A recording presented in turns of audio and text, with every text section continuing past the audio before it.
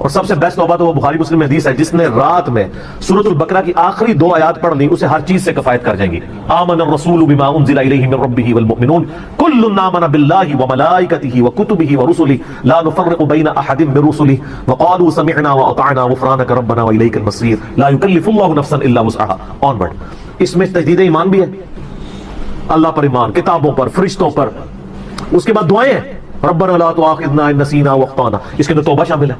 سب سے بیسٹ تجدید ایمان جو ہے سورہ بقرہ کی آخری 2 آیات ہے. اور یہ ہمارے وظیفے میں ہم نے بلو کارڈ کے اوپر بھی لکھا ہے کہ نبی علیہ السلام نے فرمایا, اور یہ حدیث بخاری مسلم دونوں میں, جو شخص رات کو سونے سے پہلے سورۃ البقرہ کی آخری 2 آیات پڑھ لے اس میں جو کچھ اللہ سے مانگا ہے وہ اس کو دے دیا جائے گا. یہ بھی الفاظ ہے اللہ کی یاد, لا الہ الا انت سبحانک انی کنت من الظالمین, سورۃ الانبیاء میں آیا. اور اللہ تعالیٰ نے فرمایا سورہ الصفات میں کہ اگر یونس اس دعا کے ساتھ ہمیں یاد نہ کرتا ہائے ہائے تو پھر اسی دن مچھلی کے پیٹ سے نکالا جاتا جس دن کے مردے نکالے جائیں گے, یعنی قیامت تک. یعنی وہ مچھلی یونس کی قبر بن جاتی اگر وہ یہ دعا نہ کرتا. اس سے کئی رزلٹ نکلے. ایک تو رزلٹ یہ نکلا کہ یہ دعا اللہ کو اتنی محبوب ہے کہ وہ اللہ جس کا جلال اتنا ہے کہ وہ اپنے پیغمبر کو بھی کہہ رہا ہے کہ تو نے قیامت والے دن ہی نکلنا تھا, کہ مجھے اتنا غصہ ہے تیرے اوپر, گناہ کے اوپر نہیں لغزش کے اوپر, وہ غصہ بھی ٹھنڈا ہوگا. اس لیے میں کہتا ہوں سب سے بیسٹ استغفار جو آئے ہیں ان میں سے ایک لا الہ الا انت سبحانک انی کنت من الظالمین ہے. اور جامعہ ترمذی میں حدیث ہے جو شخص بھی یونس کی دعا کے ساتھ اللہ کی طرف متوجہ ہوا اللہ اسے محروم نہیں لوٹائے گا. یہ اسماء اعظم میں سے ہے. اور قرآن میں بھی ہے کذالک ننجی المؤمنین, مومنین کو بھی ہم نجات دیں گے جو یہ یونس کی طرح دعا مانگے گا. یہ تو قرآن میں بھی ذکر ہے. لا اچھا اس کی دیکھیں ترجمہ کتنا پیارا ہے, لا الہ الا انت, کوئی معبود نہیں سوائے تیرے, سبحانک اللہ تو غلطیوں سے پاک ہے, انی کنت من الظالمین میں تو انسان ہوں, غلطیاں کروں گا. یار اس سے بہتر انداز ہو سکتا ہے کہ یا اللہ تو غلطی اس لیے نہیں کرتا کہ تو پاک ہے, تو پاک تو صرف تو ہے, مخلوق تو اس لیول پہ پاک ہو نہیں سکتی جی. اس لیے ورنہ تو ہم مخلوق کو بھی سبحان پیغمبروں کے ساتھ بھی لگا رہے ہوتے ہیں. انسان جتنا بھی پرفیکٹ ہو پاک نہیں ہو سکتا. انبیاء کو اللہ نے گناہوں سے پاک کیا ہے, لغزشیں ان سے بھی ہوئی ہیں. حضرت آدم علیہ السلام سے لغزش ہوئی ہے, نوح علیہ السلام نے کافر بیٹے کے لیے دعا کی ہے, موسیٰ علیہ السلام سے بندہ مر گیا, نبی علیہ السلام کی 4 لغزشیں قرآن میں ذکر ہوئی ہیں. غزوہ احد پہ بددعا نکل گئی تھی زبان سے, تو وہ سورہ آل عمران میں آیا کہ آپ کو کوئی اختیار نہیں ہے, آپ نے بددعا دی ہے, اللہ چاہے تو ان کو ہدایت دے. اور پھر اسی خالد بن ولید کو ہدایت بھی مل گئی, اور اسی مبارک زبان سے جس سے بددعا ملی تھی سیف اللہ کا لقب بھی مل گیا. ٹھیک ہے, یہ سب اللہ کے اختیار ہے. پرفیکٹ صرف گاڈ ہے, اس کی کوئی مخلوق بھی پرفیکشن میں اس لیول پہ نہیں جا سکتی. مخلوق کی یہ اللہ کا نقص نہیں ہے بلکہ مخلوق کا نقص ہے کہ جو مخلوق ہوگا نا وہ پرفیکٹ نہیں ہو سکتا. جیسے خالق ہمیشہ سے ہے, مخلوق ہمیشہ سے ہو ہی نہیں سکتی. وہ کہتے ہیں نا, اکثر لوگ سوال کرتے ہیں کہ اللہ تعالیٰ اپنے ساتھ کا ایک اور خدا پیدا کر سکتا ہے. ہم کہتے ہیں یہ محال ہے, اس لیے کہ جو پیدا ہوگا وہ خدا ہوگا ہی نہیں. جو پیدا ہو گیا تو خدا کون ہے, لم یلد ولم یولد. ٹھیک ہو گیا. تو ذکر بھی کریں سر, اللہ کو یاد کریں, جھوم جھوم کے ہر جگہ ذکر کریں. کوئی پروٹوکول نہیں, نہ وضو نہ غسل, ذکر کے لیے کوئی پروٹوکول نہیں ہے. جب مرضی ذکر کریں, اللہ کو یاد کریں. اور اس کے لیے کپڑے پہننا ہونا بھی ضروری نہیں ہے. اکثر لوگ یہ سمجھتے ہیں کپڑے پہننا ضروری ہے, نہ کوئی ضروری نہیں ہے. بعض اوقات بندہ وضو کے لیے اندر چلا جاتا ہے غسل کے لیے, یا غسل کرتے ہوئے تو لوگ بسم اللہ نہیں پڑھتے ہیں, کپڑے پہن کے پھر بسم اللہ پڑھتے ہیں. سر اللہ اور بندے کا کون سا پردہ ہے؟ ٹھیک ہے, آپ کر سکتے ہیں ذکر. اگلا سوال ہے, میں نے اپنی زندگی میں بہت شرک کیا ہے لیکن الحمدللہ اب توبہ کر چکا ہوں, لیکن اس کے باوجود یہی فکر دامن گیر رہتی ہے کہ شرک تو ناقابل معافی گناہ ہے. معلوم نہیں کہ میری توبہ قبول ہوگی بھی یا نہیں, مجھے بتائیں میں کیا کروں. آپ سب سے پہلے تو اس طرح کے خیالات سے توبہ کریں جو آپ کر رہے ہیں. ٹھیک ہے, اس کی وجہ یہ ہے کہ سورہ التوبہ کی آیت نمبر 70 میں اللہ تعالیٰ نے فرمایا کہ جو شخص توبہ کر لے سچے دل کے ساتھ, اور اس سے پہلے بڑے بڑے گناہوں کا ذکر ہوا ہے, ان میں سے ایک شرک بھی. بلکہ ابھی کریٹیکل سوال ہے تو میں یہ آیت پڑھ کے بھی بتا دیتا ہوں. پارہ نمبر 19 کے اندر جا کے سورہ الفرقان کی آیت نمبر ہے یہ 70. اعوذ باللہ من الشیطان الرجیم, بسم اللہ الرحمن الرحیم. ہاں جی, یہ آ گیا والذین لا يدعون مع اللہ الہا آخر. یعنی اللہ تعالیٰ اہل ایمان کی نشانی بتا رہا ہے کہ وہ ایسے لوگ ہیں کہ وہ اللہ کے ساتھ کسی اور کو الہ کے طور پر نہیں پکارتے. وَلَا يَقْتُلُونَ النَّفْسَ الَّتِي حَرَّمَ اللَّهُ إِلَّا بِالْحَقِّ، اور کسی جان کو ناحق قتل نہیں کرتے. ہاں بفتوی شریعت والا معاملہ علیحدہ ہے، یعنی قتل کے بدلے قتل، وہ بھی گورنمنٹ کا جوڈیشری کا کام ہے، آپ نے خود نہیں کرنا. وَلَا يَزْنُونَ، نہ زنا کرتے ہیں. وَمَن يَفْعَلْ ذَلِكَ يَلْقَ أَثَامًا، جو کوئی یہ 3 گناہ کرے گا ان قریب ان کا عذاب چکھ لے گا. کون سے 3 بڑے گناہ گنوائے گئے ہیں؟ نمبر 1 اللہ کے ساتھ شرک، نمبر 2 قتل ناحق، اور نمبر 3 زنا. حتیٰ کہ بخاری مسلم میں ایک حدیث ہے کہ نبی علیہ السلام سے جب بڑے بڑے گناہوں کے بارے میں پوچھا گیا نا تو آپ نے یہی 3 گناہ گنوائے اور پھر آپ نے کہا قرآن پڑھ کے دیکھو.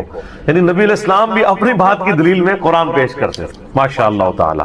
والذین لا يدعون مع اللہ الہا آخر ولا يقتلون النفس التي حرم اللہ الا بالحق ولا يزنون ومن يفعل ذلك يلقى اثاما يضاعف له العذاب يوم القيامة ويخلد فيه مهانا. جو یہ 3 گناہ کرے گا اس کے لیے عذاب دگنا کر دیا جائے گا قیامت میں، اور وہ ذلیل و خوار کر کے آگ میں یعنی جھونکا جائے گا. الا من تاب، ہاں اگر کوئی ان گناہوں سے توبہ کر لے. کون سے؟ نمبر 1 شرک، نمبر 2 قتل ناحق، اور نمبر 3 زنا. وآمن وعمل عملا صالحا، اور ایمان لے آئے، یعنی ایمان تو پہلے بھی ہوگا نہیں، صحیح والا ایمان، اور نیک عمل کرے. فَأُولَئِكَ يُبَدِّلُ اللَّهُ سَيِّئَاتِهِمْ حَسَنَاتٍ، تو پھر ایسے شخص کے گناہوں کو بھی اللہ تعالیٰ نیکیوں سے بدل دے گا. صرف معافی نہیں سر، جتنے بڑے بڑے گناہ تھے اسی لیول کی بڑی بڑی نیکیاں. وَكَانَ اللَّهُ غَفُورًا رَحِيمًا، اور اللہ تعالیٰ تو بخشنے والا مہربان ہے. وَمَن تَابَ وَعَمِلَ صَالِحًا، جو کوئی توبہ کرے اور نیک اعمال کرے. فَإِنَّهُ يَتُوبُ إِلَى اللَّهِ مَتَابًا، تو اللہ تعالیٰ کہتا ہے کہ میرے ذمہ ہے اس کی توبہ کو قبول کرنا. یعنی اللہ تعالیٰ نے اپنے اوپر خود سے واجب کیا، حالانکہ اللہ تعالیٰ کسی چیز کا پابند نہیں ہے کہ جو میری طرف رجوع لائے گا میں اسے ضرور معاف کروں. تو اگر کسی شخص کو اس طرح کا وہم آتا ہے نا، اور یہ وہم اس لیے بھی آ رہا ہوتا ہے، بعض اوقات لوگ یعنی اس کا ترجمہ کرتے ہوئے بالکل لفظی ترجمہ کر رہے ہوتے ہیں. قرآن حکیم کی آیات چونکہ پورے کانٹیکسٹ کے ساتھ ہوتی ہیں، بیک گراؤنڈ میں آیات نازل ہوئی ہوتی ہیں، لہٰذا میں جب بھی ان آیات کا ترجمہ کرتا ہوں نا، جب اسپیسیفکلی شرک کو ایڈریس کر رہا ہوتا ہوں، میرا لیکچر نمبر ہے مسئلہ نمبر 3 دعا صرف اللہ ہی سے، اور سچ پیپر بھی ہے اس کے اوپر. تو ہم یہ ترجمہ جو ہے نا یہ آیت ان اللہ لا یغفر ان یشرک بہ، بے شک اللہ اس گناہ کو کبھی معاف نہیں کرے گا کہ کوئی شخص اللہ کے حضور قیامت والے دن اس حال میں پیش ہوا کہ اس نے دنیا میں شرک کیا ہوا، یعنی بغیر توبہ کے وہ مرا. وَيَغْفِرُ مَا دُونَ ذَلِكَ لِمَن يَشَاءُ، اور شرک کے علاوہ ہر گناہ معاف کر دے گا، وہ بھی اوپن لائسنس نہیں، جس کے لیے چاہے گا. یعنی جو شخص شرک سے توبہ کیے بغیر گیا نا اس کی تو توبہ ہے ہی نہیں قیامت. ہاں دنیا میں کر گیا وہ معاملہ علیحدہ ہے، قیامت میں اللہ سے اس حال میں ملا کہ اس نے دنیا میں شرک کیا ہوا اور توبہ نہیں کی تو اللہ تعالیٰ اس کا گناہ معاف کرے. وَمَن يُشْرِكْ بِاللَّهِ فَقَدْ ضَلَّ ضَلَالًا بَعِيدًا، جو کوئی شرک کرتا ہے وہ گمراہی میں دور جا پڑا. وَلِعَوْذُ بِاللَّهِ تَعَالَى. دنیا میں تو میرے بھائی جامعہ ترمذی میں حدیث ہے، نبی علیہ السلام نے فرمایا موت کے غرغرے سے پہلے اللہ تعالیٰ توبہ قبول کرے. موت کے غرغرے سے مراد ہے نزع کا عالم طاری ہونے سے پہلے. جب کسی کو موت نظر آ گئی نا اب وہ توبہ نہیں کر سکتا. وہ تو قرآن حکیم میں ہے نا، فرعون جب ڈوبنے لگا تھا تو اس نے کیا کہا تھا، میں ہارون اور موسیٰ کے رب پر ایمان لاتا ہوں، بنی اسرائیل کے رب پہ. تو اللہ تعالیٰ نے کیا فرمایا تھا، الآن اب لا ایمان. حالانکہ ایمان تو لے آیا تھا، وہ غرغرہ تو وہ لے ہی رہا تھا نا، ہوتا تو کھا رہا تھا نا. تو موت کے غرغرے سے مراد ہے نزع کا عالم طاری ہونے سے پہلے. اور اس میں ایک پوائنٹ کئی دفعہ ہائی لائٹ کر چکا ہوں، یہاں پہ بھی کر دوں. اگر آپ کو کسی شخص کے بارے میں یہ پتا چل جائے نا کہ اس کو لا علاج بیماری لگ چکی اور وہ اب کچھ عرصے میں ایکسپائر ہو جائے گا، جیسے کینسر ہے، یعنی ہم نے یہ لرن کر لیا نا کہ کینسر جب 3rd سٹیج کے اوپر پہنچ جاتا ہے تو وہ انسان بچتا نہیں. جس شخص کو کینسر ہوا ہے یا سپوز اس کے گردے فیل ہو گئے یا دل بالکل ایج پہ پہنچ چکے، ایسے لوگوں کو یعنی پاکستان انڈیا میں تو لوگ چھپاتے ہیں کہ پہلے ہی نہ کہیں مر جائے. وہ سن کے کتنی ران کن بات ہے کہ مسلمان جس کے لیے موت ایسٹ ہونی چاہیے، چلو کافر کو تو سمجھ آتا ہے، اس نے تو دنیا ہی کمائی ہے نا، مسلمان بھی مرنے سے پہلے مر جاتے ہیں موت کا سن کے. ایسا تو نہیں ہونا چاہیے اصولاً. اور یہ ٹونٹ اللہ نے قرآن پاک میں یہودیوں کو دی ہے سورہ جمعہ کے اندر، کہ کہتے ہیں نا اللہ کے بڑے چہیتے ہیں، ان کو کہو کہ تم موت کی تمنا کرو اگر تم سچے ہو، اگر تم اللہ کے چہیتے ہو تو پھر موت تو تمہارے لیے خوشخبری ہونی چاہیے، لائبلٹی نہیں ہونی چاہیے، ایسٹ ہونی چاہیے۔ اب یہی تان ہمیں بھی آ رہا ہے، مسلمان کی حالت پر ہی ہو چاہیے، اس کو موت کا پتہ چلے تو جناب وقت سے پہلے ہی مرنے کی کوشش کرے۔ تو لیکن آپ یورپ امریکہ میں اگر کسی کو بیماری ہونا اس کو بتا دیا جاتا ہے کہ سر پلان کر لیں 6 مہینے ہیں، اور 6 مہینے بھی ان کے پلان ہے، وہ 6 سال بھی ہو سکتے ہیں، 6 گھنٹے بھی ہو سکتے ہیں، وہ تو اللہ کی مرضی ہے، وہ ایک ایسٹیمیٹ بتاتے ہیں۔ یہاں پہ لوگ چھپا لیتے ہیں، اس کا نقصان یہ ہے کہ نہ وہ اپنی لائف کو یعنی کوئی وراثت کے پوائنٹ آف ویو سے مینج کر سکتا ہے، اور سب سے بڑھ کے اسے توبہ کی طرف آپ کو لانا چاہیے۔ میں تو کہتا ہوں جی کسی کو کینسر ہو گیا ہے، ابھی اس میں موت کا غرغرہ نہیں آیا، کو کینسر ہوا ہے نا، پتہ نہیں کب مرنا ہے، ٹھیک ہے نا، نزع کا عالم بھی نہیں ہے، اس کو سب سے پہلے بتائیں کہ بھئی تمہیں لا علاج بیماری ہے، تمہاری ڈیتھ کسی بھی وقت ہو سکتی ہے، اللہ کی طرف رجوع لاؤ۔ سر اس نے پوری زندگی بھی عیاشی کی تھی نا، وہ اپنی آخرت مینج کر سکتا، وہ تو خیر کر سکتا ہے، ہمیں بھی اپنی آخرت مینج کرنی چاہیے، روزانہ مرنے سے پہلے توبہ کرنی چاہیے۔ روزانہ ہم مرتے ہیں نا، صحیح بخاری میں حدیث ہے نا، نبی علیہ السلام رات کو سوتے ہوئے کیا دعا مانگتے تھے؟ اللہم باسمک اموت و احیا، میں تیرے نام پر مرتا اور جیتا ہوں، یعنی سوتا اور جاگتا ہوں، کیونکہ صحیح بخاری میں حدیث ہے موت جو ہے وہ نیند کی بہن ہے، اور جب آپ صبح اٹھتے ہیں تو وہ بھی صحیح بخاری میں دعا ہے، الحمدللہ الذی احیانا بعد ما اماتنا والیہ النشور۔ تمام تعریفیں اس اللہ کے لیے ہیں جس نے مجھے مرنے کے بعد زندہ کیا، یعنی موت کے بعد زندہ، اور میں نے پلٹ کے اس کی طرف جانا ہے۔ تو رات کو سونے سے پہلے توبہ کریں، اور سب سے بیسٹ توبہ تو وہ بخاری مسلم میں حدیث ہے، جس نے رات میں سورۃ البقرہ کی آخری 2 آیات پڑھ لی اسے ہر چیز سے کفایت کر جائیں گی۔ آمن الرسول بما انزل الیہ من ربہ والمؤمنون کل آمن باللہ وملائکتہ وکتبہ ورسلہ لا نفرق بین احد من رسلہ وقالوا سمعنا واطعنا غفرانک ربنا والیک المصیر لا یکلف اللہ نفسا الا وسعها۔ آنورڈ، اس میں تجدید ایمان بھی ہے، اللہ پر ایمان، کتابوں پر، فرشتوں پر، اس کے بعد دعائیں ہیں، ربنا لا تؤاخذنا ان نسینا واخطانا، اس کے اندر توبہ شامل ہے۔ سب سے بیسٹ تجدید ایمان جو ہے سورہ بقرہ کی آخری 2 آیات ہیں، اور یہ ہمارے وظیفے میں ہم نے بلو کارڈ کے اوپر بھی لکھا ہے کہ نبی علیہ السلام نے فرمایا، اور یہ حدیث بخاری مسلم دونوں میں، جو شخص رات کو سونے سے پہلے سورۃ البقرہ کی آخری 2 آیات پڑھ لے، اس میں جو کچھ اللہ سے مانگا ہے وہ اس کو دے دیا جائے گا، یہ بھی الفاظ ہے۔ تو اس میں کیا کچھ مانگا ہوا ہے؟ تو تجدید ایمان۔ پھر صحیح بخاری میں حدیث ہے کہ نبی علیہ السلام فرمایا جو صبح یقین کے ساتھ ایک دفعہ پڑھ لے سید الاستغفار، اور شام سے پہلے اگر مر گیا سیدھا جنت میں جائے گا، اور اگر شام کو پڑھ لیا پورے یقین کے ساتھ، یقین سے مراد ہے کہ باقی توبہ کا اس کا ارادہ ہوا، صبح سے پہلے مر گیا سیدھا جنت۔ اللہم انت ربی لا الہ الا انت خلقتنی وانا عبدک وانا علی عہدک ووعدک ما استطعت اعوذ بک من شر ما صنعت ابوء لک بنعمتک علی وابوء بذنبی فاغفر لی فانہ لا یغفر الذنوب الا انت۔ یہ سید الاستغفار ہے۔ تو یہ وہ ہے توبہ جو روزانہ کرنی چاہیے، نزع سے پہلے یعنی صبح بھی پڑھے شام کو پڑھے۔ بلکہ مسند البزار میں صحیح سند کے ساتھ ہے کہ نبی صلی اللہ علیہ وآلہ وسلم ہر فرض نماز کے بعد بھی سید الاستغفار پڑھتے تھے، ہر فرض نماز کے بعد۔ ایک تو ہم پڑھتے ہیں نا اللہ اکبر استغفر اللہ استغفر اللہ استغفر اللہ اللہم انت السلام و منک السلام تبارک یا ذا الجلال والاکرام، اس کے بعد آپ سید الاستغفار آیت الکرسی بھی پڑھیں، آیت الکرسی کے بارے میں بھی آیا ہے سنن نسائی الکبریٰ کے اندر صحیح سند کے ساتھ، ہم نے گرین کارڈ میں ڈالا ہے کہ جو شخص آیت الکرسی فرض نماز کے فوراً بعد پڑھے گا مرتے ہی جنت میں جائے گا، لیکن نماز پڑھے گا، خالی آیت الکرسی نہیں، نماز کے فوراً، تو نماز بھی اس کو پڑھنی چاہیے۔ تو اس طرح یعنی تجدید ایمان والا یہ معاملہ بھی کرنا چاہیے، اور یہ وہمی نہیں بننا چاہیے کہ اللہ تعالیٰ معاف نہیں کرے گا۔ صحیح بخاری اور مسلم دونوں میں حدیث ہے کہ میں اپنے بندے کے گمان کے قریب ہوں، جو بندہ میرے لیے گمان کرتا ہے میں ویسا ہوں اس کے۔ جو شخص یہ کہتا ہے اللہ مجھے معاف نہیں کرے گا تو اس کو واقعی اللہ معاف نہیں، اور جو کہے گا کہ اللہ تعالیٰ مجھے معاف کر دے گا اسے اللہ معاف کر۔ تو انشاءاللہ تعالیٰ یہ کبھی ایسا نہیں کرنا چاہیے اللہ تعالیٰ سے نا امیدی والا معاملہ۔ آپ اپنے رب کے وعدوں پر، نبی صلی اللہ علیہ وسلم کے وعدوں پر یقین رکھیں کہ جس شخص نے سچے دل سے توبہ کی ہے اس کی نہ صرف توبہ قبول ہوگی سورۃ الفرقان آیت نمبر 70 کے تحت، بلکہ اس کے گناہوں کو بھی نیکیوں سے بدل دیا جائے گا۔ تو اللہ تعالیٰ رجوع لانے والوں کو پسند فرماتا ہے۔ بار بار رجوع لاتے رہنا چاہیے، اللہ تعالیٰ سے اپنے آپ کو آزاد نہیں کرنا چاہیے، نیکی کی ہو یا نہ کی ہو، گناہ کیا ہو یا نہیں کیا، یہ علیحدہ سے بات ہے۔ نبی علیہ السلام سے بڑھ کر کون نیک ہو سکتا ہے؟ صحیح بخاری میں حدیث ہے کہ میں بھی روزانہ 70 سے زیادہ دفعہ اپنے رب کی طرف استغفار لے کے آتا ہوں، استغفر اللہ و اتوب الیہ، نبی علیہ السلام۔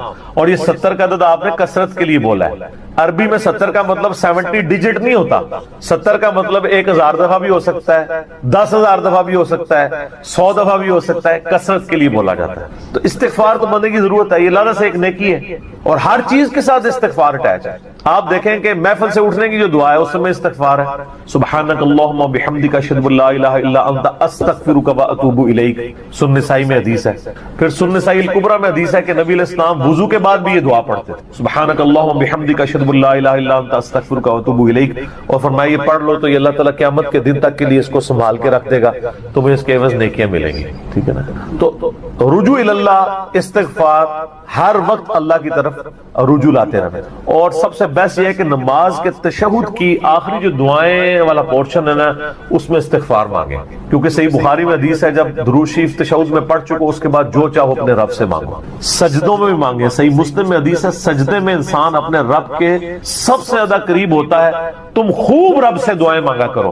اور نبی علیہ السلام نے دعا بھی سکھا دی، بخاری اور مسلم دونوں میں ہے کہ نبی علیہ السلام رکوع اور سجدے میں پڑھتے تھے سبحانک اللہم و بحمدک اللہم اغفر لی، یہ ہمارے وہ اذکار میں لکھا ہے سبحانک اللہم و بحمدک اللہم اغفر لی، تو اس میں دعا ہی ہے۔ پھر دو سجدوں کے درمیان میں رب اغفر لی رب اغفر لی ہے۔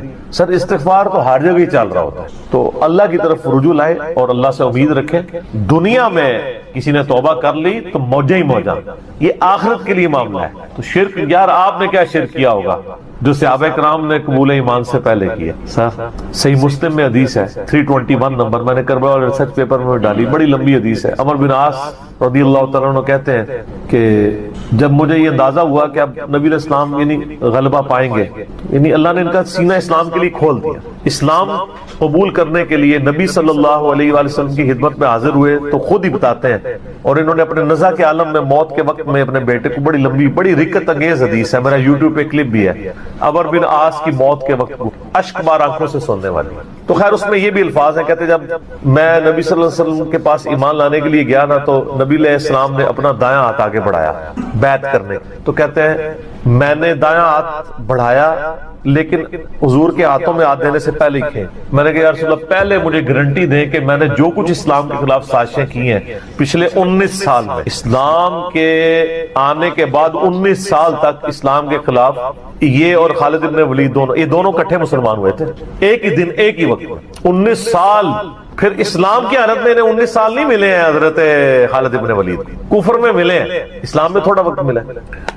تو حضرت عمر بن عاص کہتے ہیں میں نے ہاتھ کھینچ لیا، میں نے کہا یا رسول اللہ پہلے گارنٹی دے میرے سارے گناہ معاف ہوں۔ تو آپ صلی اللہ علیہ وسلم نے فرمایا کہ اے عمر، کیا تجھے نہیں پتا کہ اسلام پچھلے کے سارے گناہوں کو معاف کر دیتا ہے، اور اللہ کی راہ میں ہجرت پچھلے کے سارے گناہوں کو معاف کر دیتی ہے، اور حج مبرور پچھلے کے سارے گناہوں کو معاف کر، تو یعنی اسلام لے کر آنا ہی کتنی بڑی دولت ہے۔ تو یہ تجدید ایمان کرنا، کلمہ پڑھ کے یہ اپنا تجدید ایمان والا معاملہ بھی کرتے رہنا چاہیے، یہ بھی ایک توبہ کا ذریعہ ہے۔ اللہ سے امید رکھیں، اللہ کو اصل میں باغی پسند نہیں ہے، جو گناہ کر کے توبہ کر لیتے ہیں نا وہ اللہ کو بڑے پسند ہیں، اتنے پسند ہیں کہ ایک بڑی عجیب و غریب روایت ہے صحیح بخاری اور مسلم میں، صحیح مسلم میں زیادہ ڈیٹیل ہے کہ نبی علیہ السلام فرماتے ہیں اگر تم گناہ کرنا چھوڑ دو گے تو اللہ تعالیٰ تمہیں ختم کر دے گا، اور ایسی مخلوق لے کے آئے گا کہ جو گناہ کرتی ہو اور اللہ ان کو معاف کر کے خوشی محسوس کرے۔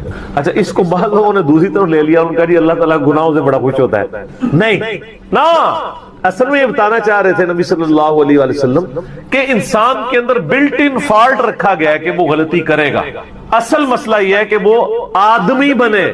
آدم نے اپنی غلطی کو جسٹیفائی کیا نہیں، جب غلطی کی تو کیا کہا ربنا ظلمنا انفسنا وان لم تغفر لنا وترحمنا لنکونن من الخاسرین، معاف کر دیا اللہ نے۔ شیطان نے اپنی غلطی کی جسٹیفیکیشن دینا شروع کر دیا، میں ایسے بہتر ہوں، تو نے اس کو مٹی سے بنایا، مجھے آگ سے بنایا ہے، میں اس کو کیسے سجدہ کروں۔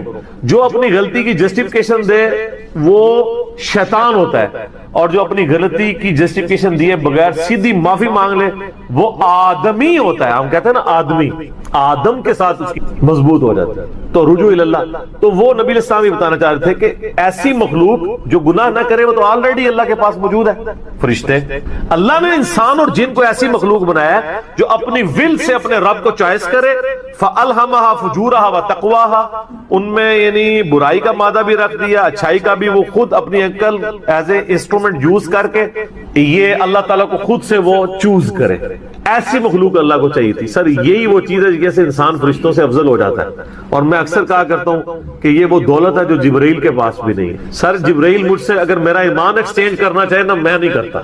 جبرائیل نے خدا کو مانا ہے خدا کی مرضی سے، اور میں نے خدا کو مانا ہے اپنی مرضی سے. اس کا کوئی ایکویلنٹ نہیں. اسی لیے انسان اشرف المخلوق ہے. اسی لیے انسان کو اللہ نے اتنا درجہ ہے. فرشتے سے بہتر انسان بننا، مگر اس میں لگتی ہے محنت. انسان بنے، آدمی بنے، یہ نہ ہو کہ اولئک کالانعام بل ہم اضل، جو سورۃ الاعراف میں ہے کہ وَلَقَدْ ذَرَأْنَا لِجَهَنَّمَ كَثِيرًا مِنَ الْجِنِّ وَالْإِنسِ، جنوں اور انسانوں کی اکثریت دوزخ کے لیے ہی پیدا ہوئے ہیں. یہ اللہ نے ایکسپرٹ اوپینین دیا، یہ نہیں ہے کہ میں نے دوزخ کے لیے ان کو بنایا. ساتھ یہ ہے کہ ہم نے ان کو کان دیے تھے، یہ سنتے نہیں، سننے کا سا نہیں سنتے. آنکھیں دی تھی، دیکھتے نہیں، دیکھنے کا سا دیکھتے نہیں، یعنی عبرت والا. اور عقل دی تھی، دل دیے تھے. آپ عقل کر لیں ترجمہ، دل کر لیں، وہ سوچتے نہیں ہے. اولئک کالانعام بل ہم اضل، یہ تو چوپایوں کے مانند ہے بلکہ ان سے بھی بدتر ہے، جو آنکھ، کان اور عقل کو یوز کر کر حق بات تک نہیں پہنچتے. ولا تقف ما لیس لک بہ علم، 10 کمانڈمنٹس میں سے 9 کمانڈ کیا ہے؟ سورہ بنی اسرائیل آیت نمبر 36. انسان کسی چیز کی پیروی اس وقت تک مت کرنا جب تک تجھے اس کے بارے میں ڈیفینیٹ علم حاصل نہ ہو جائے. ان السمع والبصر والفؤاد کل اولئک کان عنہ مسئولا، بے شک کان، آنکھیں اور عقل ان کے بارے میں پوچھا جائے گا تم نے ان کو یوز کر کے حق بات تک پہنچنے کی کوشش کیوں نہیں کی ہے. اچھا ہم کوشش ماشاءاللہ کر رہے ہیں لیکن دنیا میں حق بات تک پہنچنے. میں آپ سے ایک چھوٹا سا سوال کرتا ہوں، آپ موٹر بائک پہ جا رہے ہو، دن کے وقت آپ نے ہیڈ لائٹ کھولی ہوئی ہو، سامنے سے آپ کو کوئی یوں اشارہ کرے تو آپ اسے گالی سمجھیں گے؟ فوراً ہیڈ لائٹ آف کریں گے. لیکن معذرت کے ساتھ آپ کوئی دینی غلطی کر رہے ہو اور آپ کو کوئی ہائی لائٹ کرے تو آپ اس دینی غلطی کے ہائی لائٹ ہونے کو اسی اشاری کی طرح سمجھیں گے یا آگے سے اس کو پڑھ دیں گے؟ جہاں تو یہی ہوتا پڑھ جاتے ہیں. اسی لیے لوگ اکثر لوگ بتانا ہی چھوڑ گئے ہیں. وہ کہتے ہیں یار کہ دسیو کتنے بوڑھے ہو چکے ہیں، وضو کرنے کا طریقہ نہیں، یہاں تک صرف بازو اوپر کیا ہوتا ہے، ان کو پتہ نہیں کون یہ سمیت دھونا ہے. سال لوگ دیکھ رہے ہوتے ہیں، کہتے ہیں یار چھوڑ. حالانکہ وہی بندہ اس وقت گڑھے میں گرنے لگے نا تو کتنے لوگ اس کو پکڑانے کے لیے آ جائیں گے، کیونکہ وہ فزیکلی نظر آ رہا ہوگا نا. آخرت کا گڑھا نظر نہیں آ رہا نا، انسان کہتا ہے خیر ہے. یہی ہمدردی ہماری آخرت کے پوائنٹ آف ویو سے بھی ہونی، اور یہی حوصلہ ہمیں سننے کے اعتبار سے بھی ہونا چاہیے. میں اکثر کہتا ہوں کہ دنیا میں اگر آپ کو گالی دے کے بھی آپ کے دنیا کے نفع کی کو بات کرے، نہ فلانا ٹھیک تو اتنے بیٹھے ہیں، ادھر تو اناؤنسمنٹ ہوئی ہے کہ جناب جو اپنا شناختی کارڈ لے کے آ جائے تو اس کو راشن فری مل رہا ہے، تو آپ کو اس دوست کی گالی یاد آئے گی کہ یار بڑی مہربانی، بعد میں بھی آ کے بھی شکریہ ادا کریں گے. لیکن وہی دوست آپ کو پیار محبت سے بات سمجھائے کہ یار یہ تم غلط کر رہے ہو، آپ اس کو کتے کی طرح پڑ جاتے ہیں. اور کوئی نہیں تو کہتے ہیں اس کو تمیز ہی نہیں بات کرنے کی. دنیاوی طور پہ وہ گالی نکال کے بھی دنیاوی فائدے کی بات کرے تو آپ تمیز کو نہیں دیکھتے، اور آپ کے آخرت کے فائدے کی بات وہ جاجز سے بھی کرے تو آپ کہتے ہیں تمیز سے نہیں بات کر رہا. اصل میں آپ نے خود کبوتر کی طرح آنکھیں بند کی ہوئی ہیں، بلی کو غائب کرنا چاہتے ہیں لیکن بلی غائب نہیں ہوگی، تھوڑی دیر بعد آپ کی گردن مروڑ لے، بولے اعوذ باللہ تعالی. یعنی یہ ایک انسان کے اوپر ایک موت کی تلوار تو لٹک رہی ہے. ٹھیک ہو گیا، تو ان کو کہ بے فکر ہے، توبہ قبول ہے انشاءاللہ تعالی. اگلا سوال، کیا فرض نماز کے بعد 3 بار استغفر اللہ کے بعد ایک دفعہ سید الاستغفار بھی پڑھ سکتے ہیں؟ یہ بدعت تو شمار نہیں ہوگا. نہیں، کوئی بدعت نہیں ہوگا. صحیح مسلم میں حدیث ہے کہ نبی علیہ السلام فرض نماز کے بعد 3 دفعہ استغفر اللہ پڑھتے تھے اور پھر ایک دفعہ پڑھتے تھے اللہم انت السلام و منک السلام تبارک یا ذا الجلال والاکرام. اور بخاری اور مسلم دونوں میں ہے کہ فرض نماز کا مکمل ہونا نبی علیہ السلام کی ہم تکبیر کی آواز سے پہچانتے تھے، یعنی بلند آواز سے آپ اللہ اکبر کہتے تھے. پہلے ایک دفعہ اللہ اکبر بلند آواز سے کہنا ہے، پھر 3 دفعہ آہستہ آواز میں استغفر اللہ. یہ ہمارے اہل حدیث بھائی جو ہیں اس سنت پہ عمل کر رہے ہیں، لیکن وہ استغفر اللہ بھی اونچا بولتے ہیں. استغفر اللہ اونچا بولنا خلاف سنت ہے، صرف اللہ اکبر بلند آواز سے. اور دوسری طرف علماء عرب ہیں، انہوں نے اپنے اذکار کارڈ میں سے اللہ اکبر نکال ہی دیا ہوا ہے، وہ صرف استغفر اللہ پڑھتے ہیں۔ اور جب ان سے پوچھیں کہ یار اللہ اکبر نہیں پڑھتے، وہ کہتے ہیں نہیں، یہ جو بخاری مسلم میں ہے نا کہ نبی علیہ السلام بلند آواز سے تکبیر پڑھتے تھے، تو تکبیر سے مراد استغفر اللہ ہے۔ دیکھیں آپ بندہ کو ضد میں، استغفر اللہ کس عربی ڈکشنری میں تکبیر ہے؟ اگر آپ نہیں مانتے تو ہم آپ کو علم الکلام اور فقہ والا جواب دیتے ہیں۔ بخاری مسلم میں حدیث ہے، حضرت ابو ہریرہ کہتے ہیں کہ نبی علیہ السلام جب نماز شروع کرتے تو تکبیر کہتے، جب رکوع میں جاتے تو تکبیر کہتے، جب رکوع سے سر اٹھاتے تو سمیع اللہ لمن حمیدہ ربنا ولک الحمد کہتے، جب سجدے میں جاتے تو تکبیر کہتے، جب سجدے سے سر اٹھاتے تو تکبیر کہتے۔ تو کیا وہ استغفر اللہ کہتے تھے؟ کہتے نہیں، وہ اللہ اکبر ہی ہوتا تھا۔ تو بخاری مسلم میں جو ہے کہ نماز کا ختم ہونا میں تکبیر کی آواز سے پہچانتا تھا، تو وہ بھی پھر استغفر اللہ نہیں، تکبیر ہی ہے۔ یہ میں نے فقی علماء عرب کو بھی دی تھی، اور وہ بڑے ضد میں ہیں۔ وہ کسی کارڈ کے اوپر ان سے جو عربی کارڈ بھی چھپ کے آتے ہیں نا، آپ لوگ اگر دیکھیں نا، وہ اللہ اکبر نہیں لکھا ہوتا۔ یہ تو شکر ہے دارالاسلام والوں نے، چونکہ انٹرنیشنلی سب سے بڑا ادارہ ہے اہل حدیث کا، انہوں نے جو اذکار والے چھاپے ہیں اس میں اللہ اکبر چھاپا ہے، تو یہ عام ہوا ہے، ورنہ پاکستان کے اہل حدیث بھی اس کے اندر مبتلا ہو گئے تھے۔ اب ایون یہاں جو عرب ملکوں سے اہل حدیث آتے ہیں نا، وہ اللہ اکبر نہیں اونچا کہتے ہیں، وہاں پہ ٹرینڈ نہیں ہے، وہ سنت ہی کھا گئے ہوں گے۔ دیکھو ایک سوال میں کتنے جواب دیتے ہیں۔ تو استغفر اللہ کے بعد آپ سید الاستغفار پڑھ سکتے ہیں۔ بخاری میں حدیث ہے، جو بندہ سید الاستغفار صبح کے وقت ایک دفعہ پڑھ لے پورے یقین کے ساتھ، یہ انٹرنیشنل نمبر کے مطابق ہے 6306، ٹھیک ہے؟ ابھی تو میں جوان ہوں۔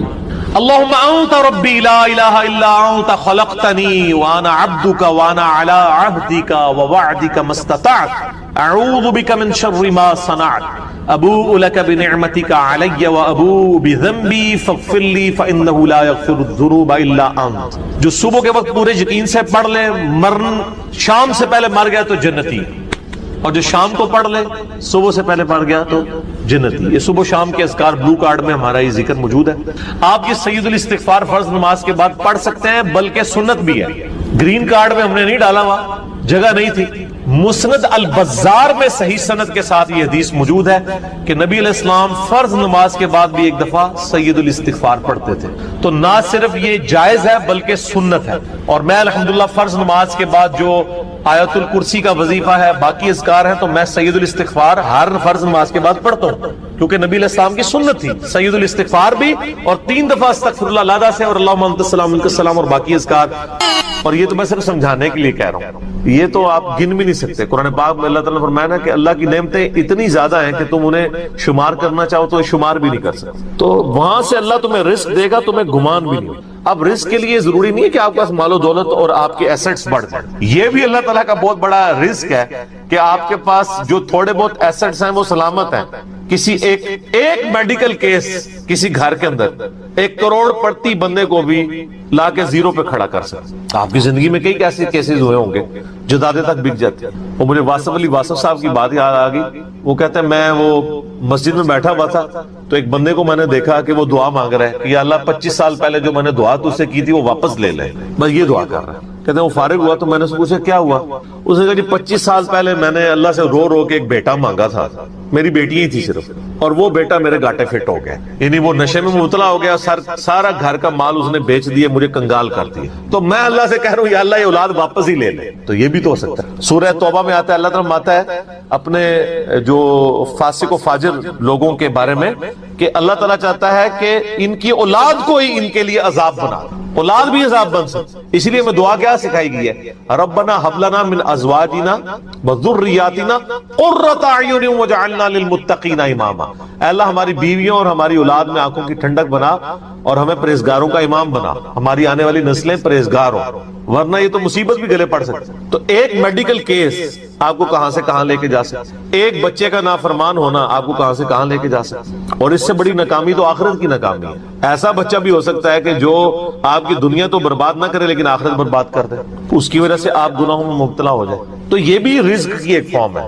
رزق صرف یہ نہیں ہے کہ آپ کے لیے مال پانی کھل جائے، بلکہ مال سبسسٹنس لیول پہ بھی موجود ہے، لیکن آپ کو کوئی ایسی تکلیف نہیں آ رہی کہ جس کی وجہ سے آپ کا مال نہیں نکل رہا۔ ورنہ ایک بندہ 10 لاکھ روپے مہینے کا کماتا ہے اور 9 لاکھ روپے اس کا نکل جاتا ہے، کیا فرق پڑا اس کو؟ اس نے کون سا ایسٹ بنا لیا، اور جو اذیت گزار رہا ہے وہ اللہ اس کو تو کوئی سوچ بھی نہیں سکتا، جو ذہنی ٹینشن ہے۔ صحیح بخاری مسلم میں حدیث ہے، نبی علیہ السلام فرمایا ہمیشہ اپنے سے نچلے لوگوں کو دیکھو تو تمہیں یوں اللہ تعالیٰ کی نعمتوں پر صبر نصیب ہوگا اور قناعت نصیب ہوگی۔ اوپر نہ دیکھو، اور پھر بخاری مسلم میں یہ حدیث ہے کہ ابن آدم کے پاس اگر سونے کی 2 وادیاں ہوں تو وہ خواہش کرے گا تیسری وادی بھی مجھے مل جائے، اس کا پیٹ صرف قبر کی مٹی بھری۔ والعیاذ باللہ تعالی۔ بخاری مسلم دونوں میں حدیث ہے کہ انسان کہتا ہے میرا مال میرا مال میرا مال، نبی علیہ السلام فرمایا تیرا مال تو وہ ہے جو تو نے کھا پی لیا یا پہن کر بوسیدہ کر دیا یا اللہ کی راہ میں خرچ کر کے آخرت کے لیے محفوظ کر لیا، باقی جتنا مال ہے وہ تو تیرے ورثہ کا مال ہے، تو کہتا ہے میرا مال ہے۔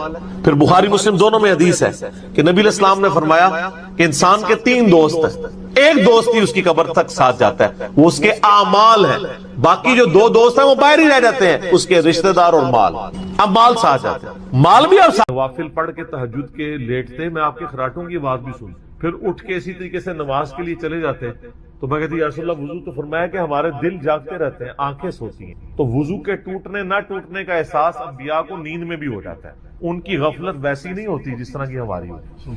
تو یہ نبی الاسلام کی خصوص، تو چونکہ آپ الاسلام خود کہہ رہے ہیں کہ کھڑے ہو کے پڑھنا پورا ثواب ہے، بیٹھ کے آدھا ہے، تو لہٰذا اب اس کی پلی نہیں لینی چاہیے، ہم تو الحمدللہ کھڑے ہو کے پڑھتے ہیں نوافل کو، ظاہر پورا ثواب کمانا چاہیے، بہت بڑی ایک فضیلت ہے، اور اس کی فضیلت سن لیں۔ سنن دارمی کے اندر حدیث ہے صحیح سند کے ساتھ، یہ حدیث صحیح ابن حبان میں بھی موجود ہے، صحیح ابن خزیمہ میں بھی موجود ہے کہ نبی صلی اللہ علیہ وآلہ وسلم نے فرمایا کہ رات کی بیداری ایک مشکل کام ہے، خصوصاً سفر کے کانٹیکسٹ میں آتا ہے، سفر میں تو بندہ تھکا ہوتا ہے، رات کی بیداری ایک مشکل کام ہے، جب تم وتر پڑھ چکو تو 2 رکعت پڑھ لیا کرو، اگر رات کے آخری پہر تمہاری آنکھ نہ بھی کھلی تو اللہ تعالیٰ تمہیں رات کے آخری پہر اٹھ کے جو نماز پڑھنے کا ثواب ہے وہ عطا فرما دے۔ سبحان اللہ، کتنی بڑی آسانی ہے، میرے جیسے کمزور لوگوں کے لیے تو بہت بڑی آسانی ہے، اسی لیے سر ہم پڑھتے ہیں اور لوگوں کو ترغیب بھی دلاتے ہیں کہ یار مفت میں آپ ثواب لیں نا، اور یہ آسانیاں رکھی ہوئی ہیں۔ نماز کرنے والے کو کافر سے، آپ کے شناختی کارڈ مسلمان ہی ہیں، وہ اس سے کوئی فرق نہیں پڑتا، آپ جتنا مرضی کہتے ہیں۔ تو جامعہ ترمذی میں حدیث ہے جس نے جان بوجھ کے نماز چھوڑ دی اللہ کا ذمہ اس سے اٹھ گیا، اس نے کفر کیا، عملاً وہ کافر ہے، ہم عقیدے میں اسے کافر نہیں کہتے اعتقاداً، لیکن عملاً تو کافر۔ تو آپ نے عملاً کفر کے ساتھ اللہ کے سامنے پیش ہونا ہے، نعوذ باللہ۔ پھر سنن ابی داؤد میں حدیث ہے قیامت والے دن سب سے پہلے نماز کے بارے میں سوال ہوگا، اگر وہ اس سوال میں فلاح پا گیا تو وہ فلاح پا گیا، اور اگر وہ اسی میں فیل ہو گیا تو اگلے سوالات میں۔ پھر مسند امام احمد میں حدیث ہے مشکات المصابیح کے، نبی علیہ السلام نے فرمایا کہ قیامت والے دن نماز انسان کے لیے نور ہوگی، دلیل ہوگی اور نجات کا ذریعہ ہوگی، جو نماز پڑھنے، اور جو بے نمازی ہے اس کے لیے نہ کوئی نور ہوگا نہ کوئی نجات، الٹا اس کا حشر حامان، فرعون، قارون اور امیہ ابن خلف کے ساتھ، والعیاذ باللہ۔ اللہم اجرنا النار، اللہم من احیینا فاحیہ علی الاسلام ومن توفیتہ منا فتح علی۔ ابن ماجہ میں حدیث ابو درداء رضی اللہ تعالیٰ عنہ کہتے ہیں مجھے میرے خلیل محمد رسول اللہ نے کہ اللہ کے ساتھ شرک نہ کرنا، خواہ تمہارے ٹکڑے ٹکڑے کر دیا، تمہیں آگ میں زندہ جلا دیا، شرک نہ۔ اور دوسری وصیت کیا کی؟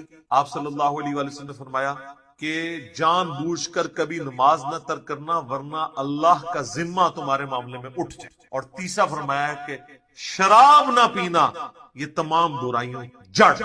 اب یہ کئی لوگ کلپ دیکھیں گے، چاہے وہ کورونا کے ڈر سے ہی دیکھ لیں، ان کے لیے میں آسانی کے طور پہ نماز کی ترغیب کے اعتبار سے بتا دوں کہ میرے بھائیوں دن رات میں صرف 17 رکعتیں آپ پڑھ لیں، کتابوں کے خدا نے ہمیں جو بتایا ہے نا آپ کی پرسش کو، صرف 17 رکعتیں، 2 فجر کی، 4 ظہر کی، 4 عصر کی، 3 مغرب، باقی سب نفلی باتیں آپ انہیں سنت موقدہ کہہ دیں، آپ انہیں وطر کہہ دیں، آپ نوافل کہہ دیں، جو اوبلیگیٹری نماز ہے نا جس کی پرسش ہونی ہے وہ 17 رکعتیں، جس پہ سنی شیعہ کا اجماع ہے۔ اس کی سپورٹ میں حدیث بخاری مسلم دونوں میں حدیث ہے، ایک دیہاتی شخص نبی علیہ السلام کے پاس آیا، اس نے کہا یا رسول اللہ مجھے کوئی عمل بتائیں، آپ نے فرمایا کہ اللہ تعالیٰ کے ٹھہراؤ، صرف اسی کی عبادت میں داخل ہو جاؤ گے، 5 وقت کی فرض نماز کو قائم رکھو، فرض زکوٰۃ ادا کرو اور فرض روزے رکھو۔ حج اس وقت تک فرض نہیں ہوا تھا۔ یہ 4 باتیں آپ نے ارشاد فرمائی، شرک نہیں کرنا، شرک پہلی چیز ہے پہلی جس تو بچنا ہے، اس کے بعد نماز، فرض زکوٰۃ اور فرض روزہ۔ اس نے کہا یا رسول اللہ صلی اللہ علیہ وسلم نہ میں اس میں کوئی زیادہ کروں گا نہ اس میں کوئی کمی کروں گا، یعنی میں نے سے زیادہ بھی نہیں پڑھنی کم بھی نہیں پڑھوں گا، اور یہ بات کہتا ہوا وہاں سے نکل گیا۔ نبی علیہ السلام فرمایا کسی نے جنتی کو دیکھنا ہے شخص۔ اچھا اسی کو سپورٹنگ میں ایک اور طریق ہے بخاری اور مسلم، وہی بخاری مسلم دونوں میں ہے کہ اس طرح نجد کا رہنے والا ایک پینڈو شخص جو پرانگدہ حالت تھی جس کی حضور کے پاس آیا، تو وہ اسی لیے آیا کہ اللہ کے نبی علیہ السلام کے اوپر ایمان لے کر آئے، تو اس نے پوچھا یا رسول اللہ صلی اللہ علیہ وسلم بتائیں اسلام کیا ہے؟ تو آپ نے فرمایا اسلام یہ 5 وقت کی فرض نماز کو قائم رکھ۔ اس نے کہا یا رسول اللہ فرض کے علاوہ بھی ہے کچھ؟ فرمایا ہاں نفل ہے، وہ تمہاری مرضی، اگر پڑھنا چاہو تو پڑھ لو۔ اور یاد رکھیے گا احادیث میں سنت کی ٹرم یوز نہیں ہوتی ہے، یہ محدثین کی ٹرم ہے۔ سنتیں جو ہم موقدہ پڑھتے ہیں ان کو بھی نفل کہا جاتا ہے، نفل ان کہا جاتا ہے اضافی نماز، انفال مال غنیمت اضافی مال، نفل کا مطلب اضافی چیز۔ پھر نبی علیہ السلام نے فرمایا کہ فرض زکات ادا کرو۔ اس نے کہا رسول اللہ فرض زکات وہ 2.5%، اس کے علاوہ فرمایا اس کے علاوہ نفلی صدقات وہ تمہاری مرضی کر لو، نہیں کرنا چاہتا۔ پھر آپ فرمایا فرض روزے رکھو رمضان کے، کہا رسول اللہ اور روزے؟ فرمایا وہ نفلی روزے ہیں تمہاری مرضی، منڈے کا، تھرسڈے کا، ایام 20 کے روزے جو بھی ہیں وہ رکھنا چاہو تمہاری مرضی ہے، لیکن فرض یہ۔ تو اس نے کہا کہ اس رب کی قسم جس کے قبضے پوری جان ہے، نہ میں اس میں کوئی زیادتی کروں گا، بس جتنا دسیا اس تو اگے نہیں میں، نہ اس میں کمی کروں۔ اور یہ وہ صحابہ کہتے ہیں یہ کہتا ہوا وہاں سے نکل گیا، تو آپ صلی اللہ علیہ وآلہ وسلم نے فرمایا کہ اگر یہ اپنی بات پہ قائم رہا تو یہ نجات پا گیا۔ یہ بالکل کلیئر کٹ ہے کہ فرض نماز آپ نے قائم رکھی۔ اچھا لوگوں کو یہ بات سمجھ نہیں آتی تو میں نے ان کے لیے اینٹی وینم اور پھکی تیار کی کہ کبھی آج تک کسی نے کہا ہے کہ جو پیر اور جمعرات کا روزہ نہ رکھے اس کے رمضان کے روزے قبول ہی نہیں ہوں۔ تو یہ نفلی روزے نہیں، سنت روزے ہیں۔ ایام 20 کے 13، 14، 15 کے بخاری مسلم میں حدیث ہے کہ چاند کی 13، 14، 15 کو آپ علیہ السلام نے کبھی روزے نہیں چھوڑے۔ یہ سنت موقدہ ہیں یہ والے بھی روزے۔ کبھی کس نے کہا جو یہ نہ رکھے اس کے رمضان کے نہیں ہوں گے۔ کبھی کس نے کہا جو عام صدقہ خیرات نہیں کرتا اس کی زکات بھی قبول نہیں ہوگی۔ الٹا یہ تو بڑے بڑے لینڈ لارڈ کو کہہ رہے ہوتے ہیں بس زکات دے پھر کم چک کے رکھو جو مرضی، سانو بس مدرسے نو زکات دے دو تہاڈا مال پاک ہو گیا، 2.5% ہی دے دو۔ نماز کے بارے میں کیوں ساتھ رکھتے ہیں اور ایڈ کرتے ہیں؟ چھڑی عشاء کی 17 رکعتاں دس دتیاں نے صرف عشاء کی، حالانکہ دن رات میں 17 رکھتے تھی، 2 فجر، 4 ظہر، 4 عصر، 3 مغرب، 4 عشاء۔ انہوں نے کتنا ظلم کیا اور لوگوں نے نماز پڑھنی چھوڑ دی۔ الحمدللہ ہماری ویڈیوز کی برکت سے ہزاروں لوگوں نے نماز شروع کی ہے جب ان کو یہ آسانی پتہ چلی کہ یار اصل نماز تو یہ ہے جس کا سوال ہونا ہے۔ پھر دوسری سہولت ہم نے دے دی نماز جمع کرنے والی کہ بھئی مسلم شریف میں اوپر تلے 10 احادیث ہیں 1629 سے آن ورڈ کہ اللہ کے نبی علیہ السلام نے بغیر خوف کے، بغیر بارش کے اور مدینہ شریف میں بغیر سفر کے ظہر اثر کی نماز جمع کی اور مغرب اور عشاء کی۔ تابعین نے پوچھا کیوں کیا؟ تو ابن عباس نے کہا تاکہ امت کے لیے آسانی ہو جائے اور کوئی تنگی باقی نہ۔ پھر بھی اگر ان کو زیادہ تکلیف ہے تو کم از کم جو مسئلہ یہ خود مانتے ہیں کہ ظہر آخری وقت میں اور عصر پہلے وقت میں آپ پڑھ سکتے ہیں، مثلا آج کل آلموسٹ 3:45 بجے عصر کا وقت داخل ہو رہا ہے، تو اگر کوئی شخص 3:40 پہ یا 3:35 پہ ظہر پڑھ لے اور 3:45 عصر کا وقت داخل ہوتے ہی عصر کی نماز پڑھ لے تو وہ اپنے اپنے وقت میں ادا کر رہا ہے۔ اس میں جمع کرنے والا بھی جو حنفی گناہ بتاتے ہیں وہ بھی نہیں شمار ہوگا۔ اس طرح ہی بتا دیتے کم از کم بچوں والی عورتوں کو تو آسانی ہوتی، نمازیں جمع کرنے والی آسانی، اور خالی فرض اس کی وجہ سے لوگ اللہ کے اور ڈیٹیل میرے کلپ اس کے اوپر موجود ہے، نمازوں کو جمع کرنا کیا حرام ہے۔ میں نے ساری احادیث HD کیمرے میں ڈسپلے کی ہیں، ہر طرح سے جمع کر سکتے ہیں، ظہر کے ساتھ عصر، عصر کے ساتھ ظہر، درمیان میں بھی کر سکتے ہیں، جمع تقدیم بھی، جمع تاخیر بھی، جمع سور، اس طرح مغرب کے ساتھ عشاء یا عشاء کے ساتھ مغرب یا درمیان میں بھی۔ آپ فجر کو الگ پڑھنا تو بلکہ ہمارے تو ایک ملک صاحب نے ملکین بھی ایجاد کی ہوئی ہے کہ آپ اذان مغرب سے آدھا گھنٹہ پہلے ظہر اثر کو جمع کر لیں اور مغرب کا وقت داخل ہوتے ہی مغرب عشاء کر لیں، چاروں کٹھی۔ اگر کوئی واقعی مجبور ہے، جس طرح آج کل کورونا کی وبا ہے اور ڈاکٹرز کے لیے ٹائم نکالنا، یا ہمارے پرائم منسٹر کے لیے، یا جو لوگ ان ڈیوٹیز میں لگے ہیں ٹائم مشکل ہے، تو وہ ملکین بھی پڑھ سکتے۔ ویسے یہ نام اس کا ربو ہی ٹھیک پہ گیا، ویسے تو ملک صاحب نے نا یہ بادشاہاں دی نماز ہے جن کو ٹائم نہیں ہوتا، ملکین دو طریقے نال ٹھیک ملکین، تو وہ آپ پڑھیں۔ لیکن میں ایک انصاف کروں، ابو داؤد میں ایک حدیث ہے کہ نبی علیہ السلام فرمایا قیامت والے دن اگر کسی شخص کے فرضوں میں کمی نکلی تو اللہ تعالیٰ فرشتے کہے گا کہ اگر اس کی عبادت ہے تو وہ فرضوں، سنت نہیں نفلی۔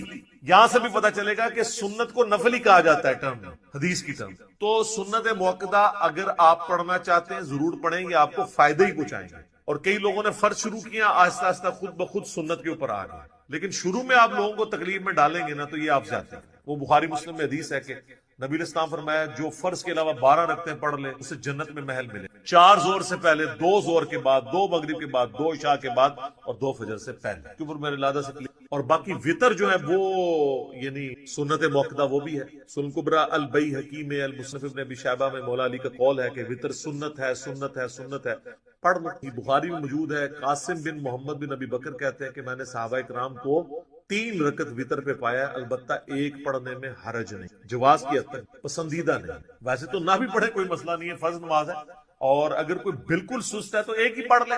الموطا امام مالک میں فاتح ایران سعد ابن ابی وقاص کے بارے میں امام مالک نے نقل کیا ہے کہ وہ پوری زندگی عشاء کی 5 رکعتیں پڑھتے تھے، 4 فرض اور 1 نہیں، پوری زندگی. تو ان کے اوپر تو کوئی فتویٰ نہیں لگا کہ سنت موقدہ چھوڑ دی ہے. اچھا اب ہم یہ حدیثیں نکالتے ہیں تو یہ کہتے ہیں یار یہ عوام کے سامنے تو نہیں نکلنا چاہیے. سر عوام کے سامنے ہی تو کرنی چاہیے. خواص تو پہلے ہی اللہ کے فضل سے اتنی نمازیں پڑھ رہے ہیں، وہ تو پڑھتے رہیں گے. اب الناس تو پڑھتی کوئی نہیں ہے، ان کو پڑھانے کے لیے باتیں کرنی پڑ رہی ہیں. یا تو کہ میرے کہنے سے لوگوں نے تہجد اشراق چاہ چھوڑ دی ہو یا میں نے خود چھوڑ دی ہوئی ہو، پھر تو آپ کو بلیم کریں. اور اگر کوئی چھوڑ بھی دیتا ہے تو اس کے اوپر کوئی اس طرح کی گرفت تو نہیں ہے. لیکن جو نہیں پڑھ رہے جی، کئی لوگوں نے یعنی خود رابطہ کر کے کہا کہ جی ہمارے گھر والے نماز نہیں، جب سے پتہ چلا تو یہ کہ یار فرض رکھتے ہی پڑھنی ہے. پھر آہستہ آہستہ کئی لوگوں نے کہا آہستہ آہستہ پھر شوق پیدا ہوا. انہوں نے جو ظلم کر کے اتنی لمبی لمبی رکھتے لوگوں کو بتائی ہیں اور اس کی وجہ سے لوگ متنفر. تو چلیں یہ کرونا شر میں سے یہ خیر نکلی کہ ہم نے آپ کو کئی ایک باتیں بتا دی ہیں، اذان سے لے نماز سے لے. اور یہ آج کل گورنمنٹ کی بندی ہے، آپ کو پتا ہے یورپ اور امریکہ میں تو ظاہر ہے وہ نماز پڑھ رہے ہیں، ہر نماز کے ساتھ اذان بھی اقامت، اور اس کے ساتھ آپ نماز پڑھیں، چھڑیاں زانا نہ دو. اور یہاں پہ میں اسلامی بہنوں کے لیے ایک مسئلہ بتا دوں، وہ اکثر ہوتے ہیں کہ اذان کا انتظار کرنا ضروری ہے. نہیں، جیسے ہی آپ کے ٹائم ٹیبل کے مطابق ٹائم داخل ہو جائے نماز کا، اذان جماعت قائم کرنے کے لیے ہے، اقامت جماعت قائم کرنے کے لیے. نماز چونکہ بچوں اور عورتوں پہ جماعت واجب نہیں ہے، جیسا ہی داخل ہوا ہے، جس طرح آج جہلم میں وقت آلموسٹ 12:13 پہ داخل ہوا ہے ظہر کا، تو اذانیں تو یہاں پہ 1:45 شروع ہوتی ہے، کیونکہ 1 بجے نماز ہوتی ہے، 1:30 بجے 1:30 والے 1:15 دیتے ہیں، تو آپ 12:15 نماز پڑھ سکتے ہیں. ٹائم داخل ہونا ضرور. تو یہ ایک شرعی مسئلہ میں نے بتا دیا. یقین کریں عورتوں کی جتنی مشکل اور ٹف لائف ہے نا ہمارے سب کانٹیننٹ کے، اس میں ان کے لیے یہ بہت آسانی ہے نمازوں کو جمع بھی کریں. اور جمع کرنے میں کتنی آسانی ہے کہ زور کا وقت 12:13 پہ شروع ہو رہا ہے اور مغرب جا کے 6:25 پہ ہو رہی ہے، تو ان 6 گھنٹوں کے اندر جس وقت بھی ان کو ٹائم ملے دونوں نمازیں جمع کر. اور مغرب 6:25 پہ اگر مغرب شروع ہو رہی ہے اور فجر کا وقت جو ہے وہ صبح آلموسٹ کتنے بجے داخل ہو رہا ہے جی؟ 4 بجے کے قریب داخل ہو رہا ہے، 4 سے تھوڑی دیر بعد 4:35. تو اس وقت تک آپ کسی بھی وقت رات کو یوٹیوب پہ کلپ بھی ہے کہ عشاء کی نماز کو آپ کیا مؤخر کر کے پڑھ سکتے. افضل یہ کہ آدھی رات سے پہلے پڑھ، لیکن آپ فجر کا وقت داخل ہونا. تو یہ اتنے سادہ میٹھے میٹھے مسائل بھی ہوئے. باپا جانی کی انہوں نے ایک معاملہ امت میں شروع کیا، اس کے جواب میں قرآن چیخ چیخ کے کہہ رہے کہ جو نماز نہیں پڑھتا وہ پاکستان کے شناختی کارڈ میں مسلمان ہے، اللہ کے ہاں وہ مسلمان نہیں ہے. صحیح مسلم میں یہ حدیث لکھی رہ گئی 246 کہ بندے کے کفر اور ایمان، شرک اور اسلام کے درمیان فرق ہی نماز ہے. یہ حدیث مسلم میں ہی لکھی رہ گئی کہ ابن مسعود رضی اللہ تعالیٰ عنہ کہتے ہیں کہ جماعت کے ساتھ نماز پڑھنا یہ سنت خدا ہے، یہ تمہارے نبی کی وہ سنت ہے جو اللہ نے انہیں عطا کی، اگر اسے چھوڑ دو گے تو برباد ہو جاؤ گے. رسول اللہ کے زمانے میں اگر کوئی بیمار بھی ہوتا اور 2 بندوں کے سہارے مسجد میں آ کے نماز پڑھ سکتا تو اس کی کوشش ہوتی کہ میں مسجد میں جماعت سے نماز پڑھوں، کہیں مجھے منافق نہ شمار کر لیا جائے. جماعت چھوڑنے پر رسول اللہ کے زمانے میں سمجھا جاتا تھا صلی اللہ علیہ وآلہ وسلم کے بندہ منافق ہے. صحابہ کرام کو، اہل بیت کو کب معلوم تھا کہ ایسی امت بھی آنے والی ہے جو آپ سے بڑا عشق رسول ہونے کا دعویٰ کرے گی اور نماز ایک نہیں پڑھے گی. تو وہ کہتے یار یہ تو بڑا آسان اسلام ہے. تو یہ حدیثیں تو مسلم شریف میں لکھی رہ گئی، پریکٹیکلی کس نے عمل کیا اس کے اوپر؟ یہ حدیث ترمذی میں لکھی رہ گئی کہ ہمارا اور منافقین کا عہد نماز کی بنیاد پہ ہے، جس نے نماز چھوڑی اس نے کفر کیا. یہ صحابہ کرام علیہ رضوان کا فتویٰ ترمذی میں ہی رہ گیا. عبداللہ بن شقیق تابعی کہتے ہیں کہ صحابہ کرام علیہ رضوان تارک الصلاح کے سوا کسی کی تکفیر نہیں کرتے تھے، صرف بے نمازی کو وہ کافر سمجھتے تھے، باقیوں کو وہ تمام غلطیوں کے باوجود مسلمان تصور کرتے تھے. اندازہ کریں، یہ ترمذی میں لکھا رہ گیا جناب. ہاں ہم جب چیخ چیخ کے یہ باتیں بیان کرتے ہیں لوگ کہتے ہیں یار یہ کس قسم کی باتیں کر رہے ہیں، یہ کہاں پہ لکھی ہوئی ہے؟ سرکار کتابوں میں لکھی ہوئی ہے. یہی تو ہم آپ سے کہہ رہے ہیں کہ مرنے سے پہلے اے مسلمان کر لے اس پہ غور. کتابوں کا خدا اور ہے، بابوں کا خدا اور. یہ حدیث ابو داؤد میں لکھی رہ گئی کہ بچہ جب 7 سال کا ہو جائے تو اسے نماز کا حکم دو، اور نہ پڑھے 10 سال کی عمر میں اسے سزا بھی دو، اور 10 سال کے بچوں کے بستر بھی الگ کر دو. یہ ابو داؤد میں لکھی رہ گئی حدیث. عمل کس نے کیا؟ یہ حدیث ابن ماجہ میں لکھی رہ گئی کہ نبی علیہ السلام نے فرمایا اے معاذ اللہ کے ساتھ شرک نہ کرنا، خواہ تمہارے ٹکڑے ٹکڑے کر دیے جائیں، تمہیں قتل کر دیا جائے، سولی دے دیا جائے یا آگ میں زندہ جلا دیا جائے، شرک نہ کرنا۔ یہ پہلی نصیحت۔ اسی حدیث میں دوسری نصیحت، نماز نہ چھوڑنا۔ تمہارا اللہ کے ساتھ عہد نماز کی بنیاد پہ ہے، اگر تم نے نماز چھوڑ دی تو اللہ کا ذمہ اٹھ گیا تم سے۔ اور تیسری چیز فرمایا شراب نہ پینا، یہ تمام برائیوں کی جڑ ہے۔ تو یہ حدیثیں تو لکھی رہ گئی سرکار، یہ حدیث مسند احمد میں ہی لکھی رہ گئی کہ نبی علیہ السلام نے فرمایا کہ نماز قیامت کے دن نمازی کے لیے دلیل، نجات اور نور ہوگی، اور جو نماز نہیں پڑھتا قیامت کے دن نہ اس کے لیے کوئی دلیل ہوگی اللہ کے حضور بچنے کی، نہ نجات اور نہ کوئی روشنی، نور جو پولیس رات سے گزرنے کے لیے قرآن میں آیا نا وہ نور۔ اور پھر نبی السلام نے فرمایا کہ بے نمازی کا حشر اسی حدیث میں آتا ہے، فرعون، قارون اور حامان اور امیہ ابن خلف کے ساتھ ہوگا۔ ہاں جی، کچھ بھی ہے تیرے محبوب کی امت سے ہے، محبوب تو پہلے ہی بتا گیا کہ بے نمازی تیرا حشر تو فرعون کے ساتھ ہونا ہے، تیرا حشر قارون کے ساتھ ہونا ہے، امیہ ابن خلف کے ساتھ ہونا ہے۔ اور یہ تو میں آپ کو صرف ایک بات کر رہا ہوں، اب اگر میں قرآن کی توحید بیان کرنا شروع کروں تو قرآن کے پہلے صفحے کا ٹیسٹ دنیا کے کروڑوں مسلمان پاس نہیں کر سکتے۔ ایاک نعبد و ایاک نستعین، یہ قرآن میں لکھا رہے گا۔ ماشاءاللہ فجر کی نماز میں یہ پڑھ کے نکلتا ہے، اور مسجد کے ساتھ جو دربار ہے ریگولرلی حاضری دے کے اس بابے سے بھی مانگ کے گھر آتا ہے۔ تو کیا نماز تو پڑھی؟ تو مسلمان ہے، تیری ہر نماز کی ہر رکعت میں تو یہ نہ پڑھے تیری نماز ہی نہیں ہوتی۔ ایاک نعبد و ایاک نستعین، اے اللہ عبادت بھی تیری کریں گے، دعا بھی تجھی سے مانگیں گے، مدد بھی تجھی سے مانگیں گے۔ یہاں مدد مانا دعا کی ہے، لیکن یہاں مولویوں نے پھر پٹی پڑھا دی، ان کا نہیں جی نہیں جی امی سے روٹی نہ مانگے۔ اندازہ کریں قرآن کا مذاق اڑا رہے ہیں، حالانکہ انہیں پتہ ہے کہ قرآن میں یہ آیت موجود ہے وَتَعَاوَنُوا عَلَى الْبِرِّ وَالتَّقْوَى وَلَا تَعَاوَنُوا عَلَى الْإِثْمِ وَالْعُدْوَانِ، نیکی اور پرہیزگاری کے کاموں میں ایک دوسرے کی مدد کرو اور برائی میں الگ رہو۔ قرآن نے بتایا ہے کہ اللہ نے دنیا کو اسباب کے ساتھ جوڑا ہوا ہے۔ یہاں ایاک نستعین میں دعا کے اعتبار سے بتایا جا رہا تھا کہ غیر اللہ سے نہیں کرنی، ظاہری اسباب کا تو قرآن میں حکم ہے، لیکن دیکھ لیں۔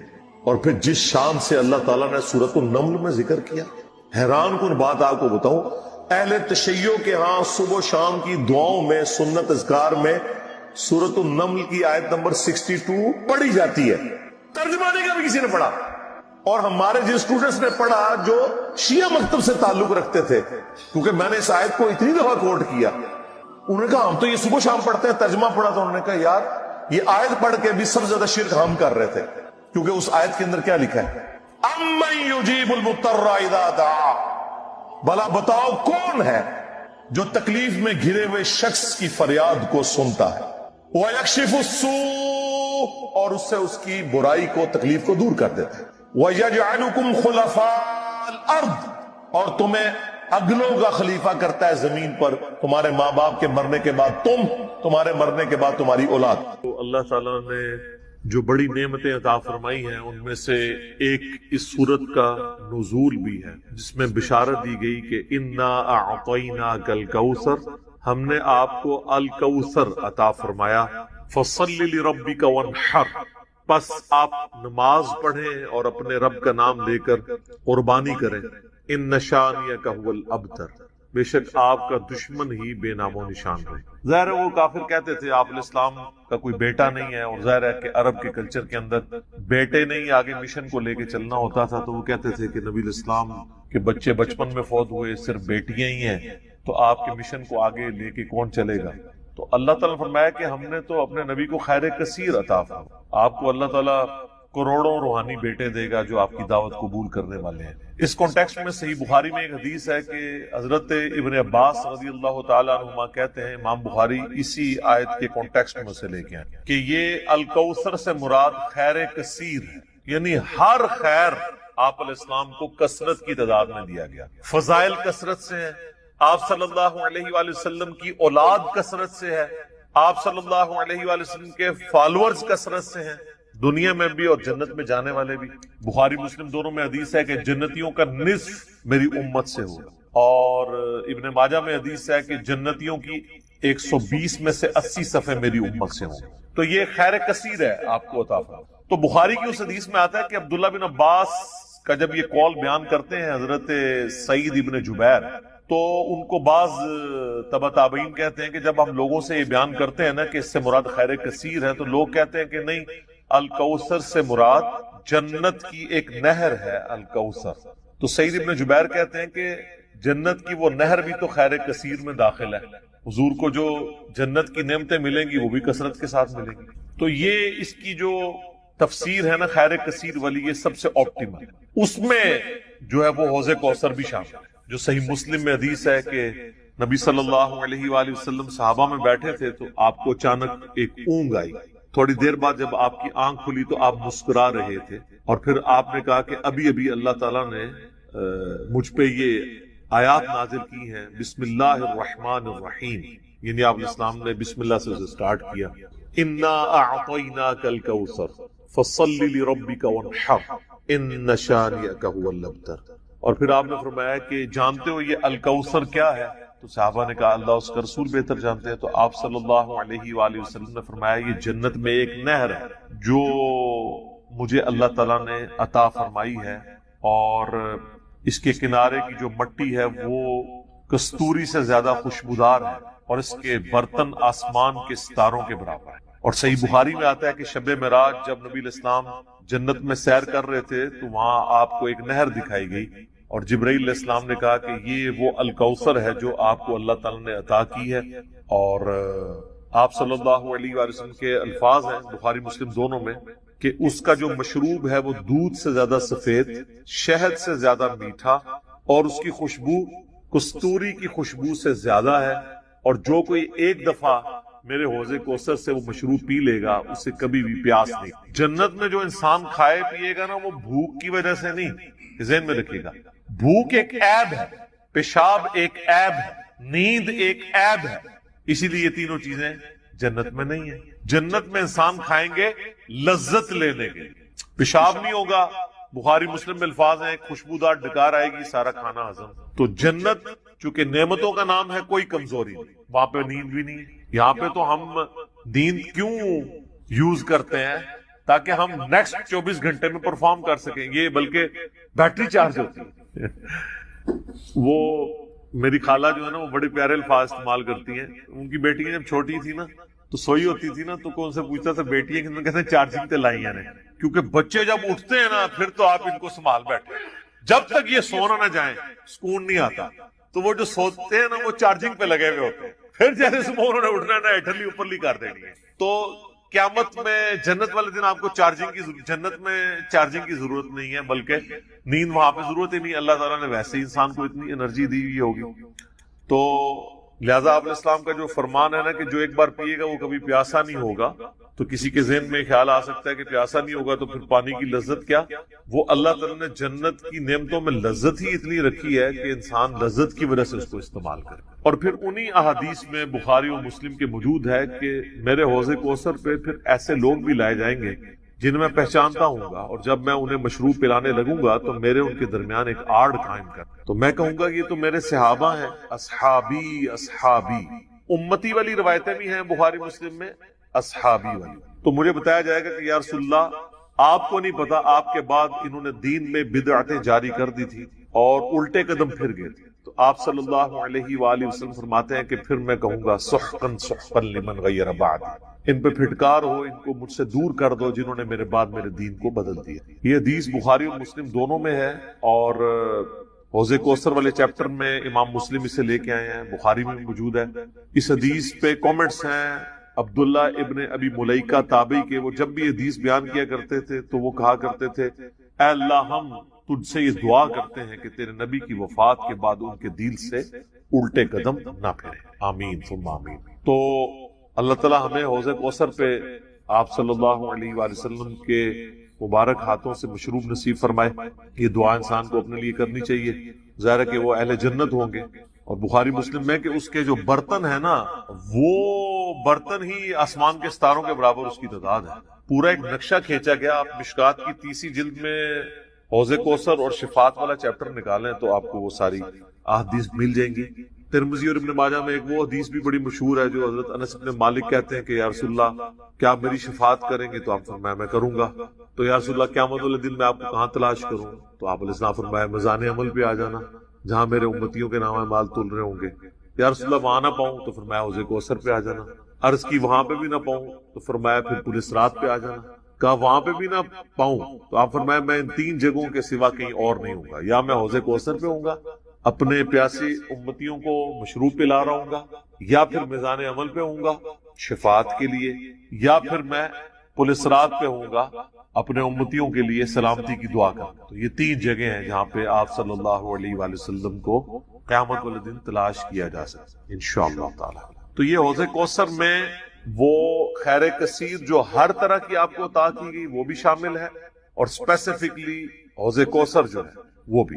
حتیٰ کہ جو بخاری و مسلم میں حدیث ہے, آپ نے اپنی وفات سے 1 مہینے پہلے خطبہ دیا تھا غزوہ احد کے شہداء پر, جو آپ نے نماز جنازہ دوبارہ پڑھی تھی 8 سال بعد.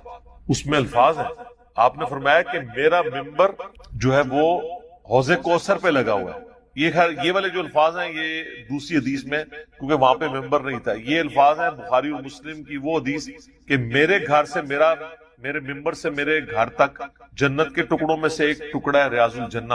اس میں الفاظ ہیں اور میرا ممبر جو ہے وہ حوض کوثر پہ لگا ہوا ہے. یعنی آپ علیہ السلام وہ دیکھ رہے تھے حوض کوثر کا منظر, ٹائم میں گزار کے آپ کو دکھایا گیا. وہ جو بخاری مسلم کی وہ والی حدیث ہے عقبہ بن عامر والی, جو شہدائے احد پہ آپ نے 8 سال بعد جنازہ پڑھا اپنی وفات سے 1 مہینہ پہلے, اور عقبہ ابن عامر کے الفاظ ہیں یہ آخری دفعہ میں نے رسول اللہ کو ممبر پہ دیکھا, اس کے بعد میں نے آپ کو نہیں دیکھا. تو اس میں الفاظ ہیں, آپ نے فرمایا کہ میں اپنے حوض کوثر کو اس وقت بھی دیکھ رہا ہوں, اور دیکھنا میرے بعد جو ہے وہ مجھے تم سے ہی خطرہ نہیں کہ تم شرک میں مبتلا ہو جاؤ گے, بلکہ مجھے خطرہ ہے کہ تم دنیا کے مال میں پڑ جاؤ گے اور پھر اس کی لالچ میں ایک دوسرے کو قتل کرو گے اور تم بھی تباہ و برباد ہو جاؤ گے جس طرح اگلی قومیں تباہ و برباد ہو. تو اس میں بھی حوض کوثر کے الفاظ موجود. اور پھر میرے ایک کربلا والے ریسرچ پیپر میں بھی آپ کو پتا ہے ایک حدیث ہے جو میں نے حوض کوثر کا ذکر اس حدیث کے اندر بھی موجود ہے. جب وہ سنن ابی داؤد کی ایک حدیث ہے نا, وہ عبید اللہ ابن زیاد کے پاس ایک وہ آتا ہے, ہاں یہ ابو داؤد کے اندر 4749 ہے. ابو طالوت تابعی کہتے ہیں کہ میں ابو برزہ کو میں نے دیکھا کہ وہ گورنر یزید عبید اللہ ابن زیاد کے پاس آئے جب کہ وہ دسترخوان پر تھا. تو اس نے ابو برزہ کو آتے ہوئے دیکھا اور کہا کہ یہ تمہارا ٹھگنا محمدی ہے. استغفر اللہ. ان کا قد چھوٹا تھا تو ان کا ہے گینڈا محمدی, یعنی محمدی اس نے اس لیے کہا کہ وہ حضور کا صحابی تھا. تو یہ کتنی سخت توہین کی عبید اللہ ابن زیاد. یہ وہی خبیث ہے جس کے بارے میں بخاری میں 3748 نمبر حدیث ہے, جس میں امام بخاری نے حسین کے ساتھ علیہ السلام لکھا ہے کہ یہ حضرت حسین کے حسن میں کلام کرنے لگا تو انس بن مالک نے کہا کہ رسول اللہ کے سب سے زیادہ مشابہت رکھنے والے حسین تھے. یہ وہی عبید اللہ ابن زیاد ہے. تو یہ صحابہ کے گستاخ ہیں, آل امیہ ہیں, یہ بنو امیہ کے خدمتگار. تو اب آپ دیکھیں جب اس نے یہ بات کی نا تو حضرت ابو برزہ اس کی تنزیہ بات کو سمجھ گیا. آپ نے فرمایا مجھے گمان نہیں تھا کہ میں ایسے لوگوں کے دور حکومت تک زندہ رہوں گا جو مجھے رسول اللہ کی صحبت پر